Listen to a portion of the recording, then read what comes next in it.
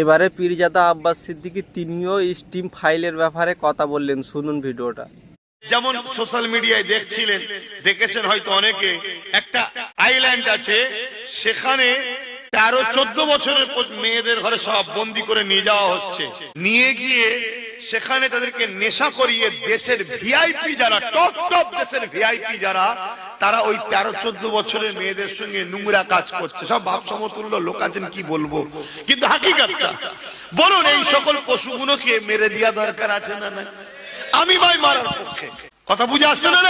এবার এই সকল 13-14 বছরের মেয়েকে যারা নেশা করিয়ে তাদের সঙ্গে শারীরিক রেপ করে, তাদেরকে মজা করে, ধর্ষণ করে, রক্তাক্ত করে খুন করাকে যারা পছন্দ করে, আর তাদের পক্ষে যারা থাকবে তাদেরকে আমি দুপায়ে পশু মনে করি। আপনারা কি মনে করেন? মনে করেন তো নাকি?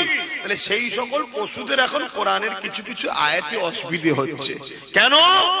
এই আয়াত যত মানুষের কাছে প্রকাশ হচ্ছে, এই পশুগুলো টেনশনে পড়ছে, যদি আমাদের উপরেও চড়াও হয়ে যায়। এই কথা বুঝে আসছে না? ইসলামে কোনো জায়গায় নেই যে কোন ধর্মের বিরুদ্ধে ইসলাম লড়াই করার ইজাজত দিয়েছে।